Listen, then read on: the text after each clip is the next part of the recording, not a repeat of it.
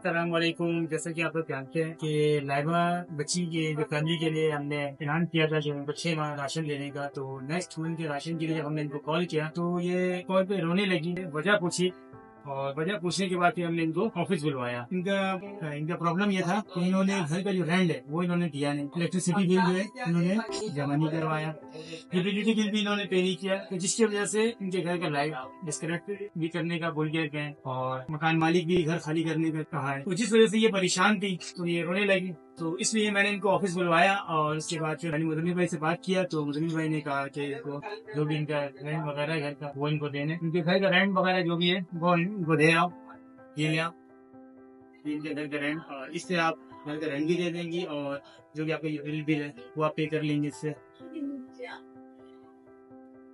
अब तो आप खुश हैं, मैंने आपको ये आपके घर का रेंट भी दे दिया और कैश जो दिया आप इससे आप इलेक्ट्रिसिटी बिल भी अपना पे कर दीजिएगा। अब ये है कि राशन भी आपको हम दे रहे हैं अभी।